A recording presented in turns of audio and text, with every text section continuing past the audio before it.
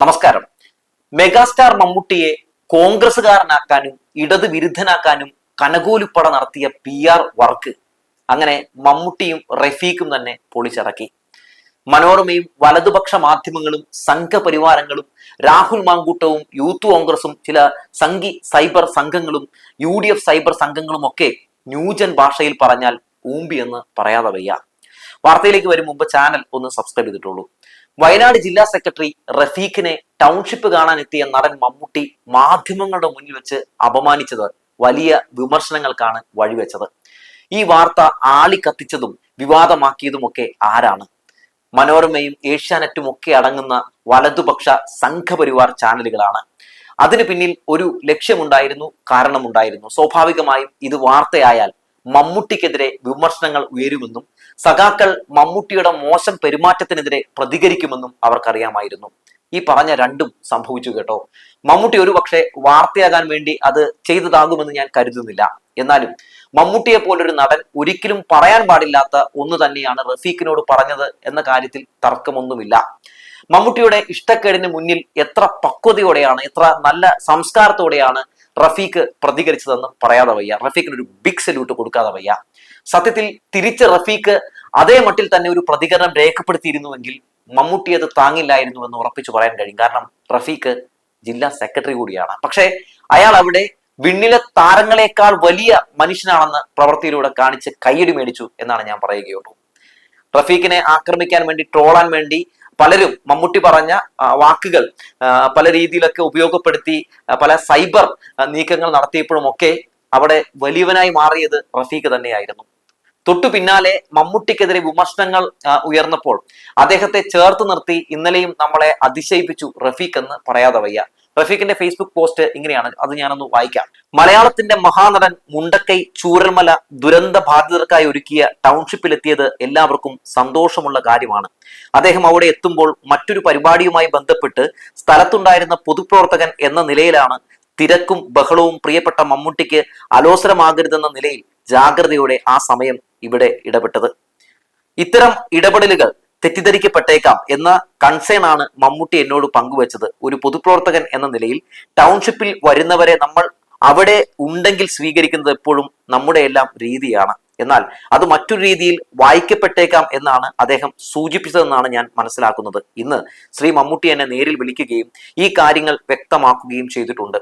Township സന്ദർശനത്തിനിടെ ശ്രീ മമ്മൂട്ടി എന്നോട് വളരെ വ്യക്തിപരമായി പറഞ്ഞ ഒരു കൺസേൺ, വ്യക്തിപരമായി അപമാനിക്കുന്ന നിലയിൽ എനിക്കെതിരായി ചില മാധ്യമങ്ങളും വലത് സൈബർ കേന്ദ്രങ്ങളും പ്രചരിപ്പിച്ചതാണ് വിഷയം ഈ നിലയിൽ വഷളാക്കിയതെന്നാണ് മനസ്സിലാക്കുന്നത്. ഈ വിഷയത്തിൽ വൈകാരികമായി മുറിപ്പെട്ട് പ്രതികരിച്ചവരുടെ എല്ലാം ഉദ്ദേശശുദ്ധിയെ മാനിക്കുന്നു. എന്നാൽ ഒരു സർക്കാരിന്റെ ഇച്ഛാശക്തിയിലും മാനവികതയിലും സഹജീവി സ്നേഹത്തിലും പടുത്തുയർത്ത ലോകത്തിന് മുഴുവൻ മാതൃകയാക്കാവുന്ന ഒരു ഇടപെടലിന്റെ തിളക്കം കുറയ്ക്കുന്ന നിലയിൽ ഈ വിവാദങ്ങൾ വളരരുത് എന്നാണ് എല്ലാവരോടും സ്നേഹത്തോടെ അഭ്യർത്ഥിക്കാനുള്ളത്.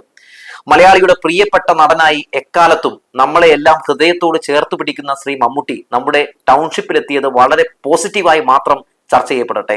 എല്ലാവരും വിവാദങ്ങൾ ഇവിടെ അവസാനിപ്പിക്കണമെന്നാണ് ആഗ്രഹിക്കുന്നത്. മമ്മൂട്ടി മഹാനായ മലയാളിയാണ്. അദ്ദേഹം മനഃപൂർവ്വം എന്നെ അപമാനിക്കാൻ ശ്രമിച്ചിട്ടില്ലെന്ന് നേരിൽ തന്നെ എന്നോട് വ്യക്തമാക്കിയിട്ടുണ്ട്. ആ വലുപ്പത്തിൽ എല്ലാവരും ഈ വിഷയം കാണണമെന്നും ഇതുമായി ബന്ധപ്പെട്ട് നടക്കുന്ന എല്ലാ വാദപ്രതിവാദങ്ങളും അവസാനിപ്പിക്കണമെന്നുമാണ് എല്ലാവരോടും അഭ്യർത്ഥിക്കാനുള്ളത്.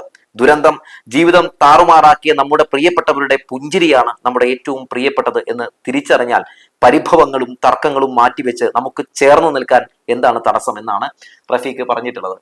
റഫീഖ് വളരെ വ്യക്തമായി തന്നെ ഈ വിഷയത്തെ പറ്റി പറഞ്ഞിരിക്കുന്നു. നോക്കൂ, ഈ ഒരു സംഭവത്തെ നമ്മളെല്ലാവരെയും തെറ്റിദ്ധരിപ്പിക്കുന്ന രീതിയിൽ എത്ര മനോഹരമായാണ് കനകോലുവിന്റെ മാധ്യമപ്പട അവതരിപ്പിച്ചത്, അല്ലെ? മമ്മൂട്ടി റഫീഖ് വിവാദം ഒരു ട്രാപ്പായിരുന്നുവെന്ന് മനസ്സിലായില്ലേ? മമ്മൂട്ടിയെയും ഇടതുപക്ഷത്തെയും തമ്മിൽ തല്ലിച്ച് ചോര കുടിക്കാൻ പതുങ്ങിയിരിക്കുന്ന കുറെ ചെന്നായ്ക്കളുടെ കെണിയാണ് നമ്മൾ കണ്ടത്. അതിനെ കരുതിയിരിക്കുക. പക്ഷേ സിനിമയെ വെല്ലുന്ന ക്ലൈമാക്സ് ആയി പോയി ഈ സംഭവത്തിൽ. അതാണ് UDF ക്യാമ്പുകൾക്ക് വലിയ തിരിച്ചടിയായി മാറിയത്. സൂപ്പർ സ്റ്റാർ മോഹൻലാൽ മുഖ്യമന്ത്രി പിണറായി വിജയനെ ഇന്റർവ്യൂ ചെയ്യുന്ന വീഡിയോ പുറത്തു വന്നപ്പോൾ മോഹൻലാലിനെതിരെ മുഖ്യമന്ത്രി പിണറായി വിജയനെതിരെയൊക്കെ വലിയ സൈബർ ആക്രമണങ്ങളൊക്കെ നടത്തി ഈ കനകൂലുപ്പട രംഗത്തേക്കൊന്ന് കാഴ്ചയൊക്കെ നമ്മൾ കണ്ടതാണ്. അന്നും ഇവരുടെ ലക്ഷ്യം ഇതൊക്കെ തന്നെയായിരുന്നു. പക്ഷെ അതിനെ വളരെ ഭംഗിയായി തന്നെ മോഹൻലാൽ ഫാൻസ് അസോസിയേഷനും മോഹൻലാലും ഒക്കെ പ്രതിരോധിച്ചു എന്നുള്ളതാണ്.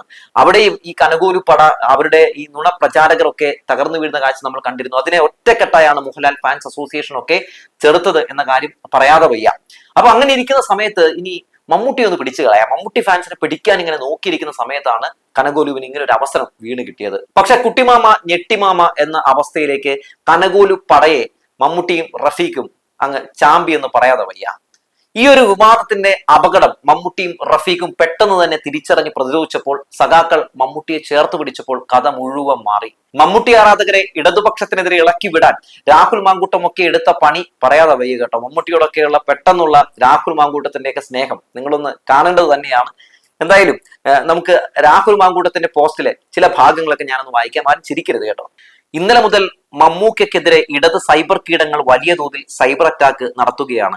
സത്യത്തിൽ മമ്മൂട്ടിക്കെതിരെ സൈബർ അറ്റാക്ക് നടത്തിയോ? മമ്മൂട്ടി നടത്തിയ അല്ലെങ്കിൽ മമ്മൂട്ടി കാണിച്ച ഒരു പ്രവൃത്തിയെ വിമർശിച്ചു എന്നുള്ളതാണ്. അല്ലാതെ സൈബർ ആക്രമണമൊന്നുമല്ല. ഈ പറയുന്ന യൂത്ത് കോൺഗ്രസ്സുകാരും ഒക്കെ ഓരോ ആളുകളെ അറിയാമല്ലോ, സമൂഹ മാധ്യമങ്ങളൊക്കെ വലിച്ചു കീറി വലിയ അശ്ലീല വാക്കുകളൊക്കെ ഉപയോഗിച്ച് അപകീർത്തിപ്പെടുത്തുന്ന കാഴ്ചയൊക്കെ നമ്മൾ കണ്ടിട്ടുണ്ട്. അങ്ങനെ ഒരു രീതിയിലൊന്നും ആരും എവിടെയും നടത്തി നമ്മൾ കണ്ടില്ല എന്നുള്ളതാണ്.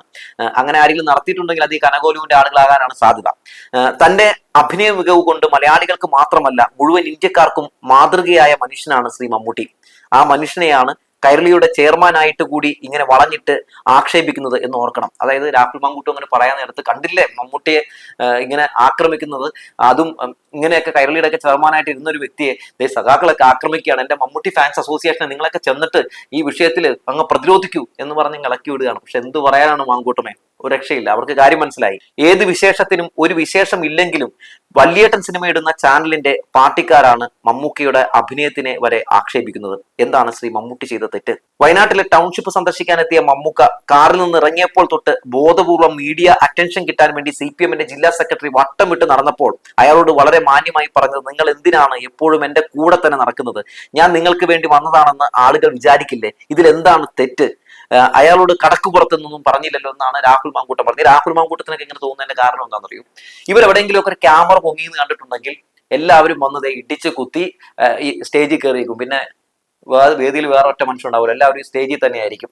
അങ്ങനെ ഒരു പ്രത്യേകതയുണ്ട്, നമുക്കറിയാമല്ലോ. അതൊക്കെ കണ്ട് ശീലിച്ച, അത് കണ്ടു വളർന്ന ഒരു വ്യക്തിയാണ് ഈ രാഹുൽ മാങ്കൂട്ടത്തിൽ. അതുകൊണ്ട് രാഹുൽ മാങ്കൂട്ടത്തിന് ഇങ്ങനെയൊക്കെ തോന്നും.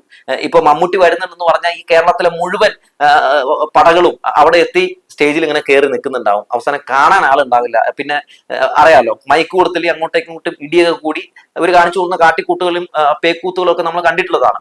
പിന്നെ മറ്റൊരു പ്രധാനപ്പെട്ട കാര്യം, റഫീഖിന് ഇത്തരത്തിൽ കയ്യടി കിട്ടാൻ വേണ്ടി മമ്മൂട്ടിയുടെ ഒപ്പം നടക്കേണ്ട കാര്യമുണ്ടോ?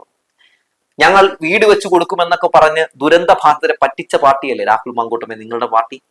ആ ദുരന്ത ബാധിതരുടെ പേരും പറഞ്ഞ് നീയും നിന്റെ യൂത്ത് കോൺഗ്രസും എത്ര കോടി രൂപയാണ് പിരിച്ചത്? എന്നിട്ട് എന്തെങ്കിലും ഒരു വീട് പണിത് കൊടുത്തോ? അതുകൊണ്ട് ആ ടൗൺഷിപ്പിനെ പറ്റി പറയാനും വയനാട് ദുരന്ത ബാധിതരെ പറ്റി പറയാനും നിനക്കൊന്നും യാതൊരു അർഹതയില്ല എന്നുള്ളതാണ്. നീക്ക് ഇങ്ങനെ പോസ്റ്റ് ഇടുന്നത് കാണുമ്പോൾ സത്യത്തിൽ നിന്നോടൊക്കെ ഈ നാട്ടിലെ ജനങ്ങൾക്ക് തോന്നുന്നത് വലിയ പുച്ഛമാണ് എന്ന് പറയാതെ വയ്യ. സത്യത്തിൽ ഇതൊക്കെ കാണുമ്പോൾ അതിരൂക്ഷമായിട്ട് പ്രതികരിച്ചു പോവുകയാണ്.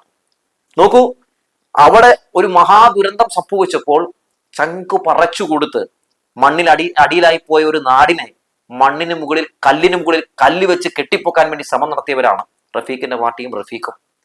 എന്നാൽ ഇവരൊക്കെ എവിടെയായിരുന്നു? ഓരോ ഘട്ടത്തിലും അതിൽ രാഷ്ട്രീയം കണ്ടത് മുടക്കാൻ വേണ്ടി ഇറങ്ങിയ മുടക്കികളായിരുന്നില്ലേ?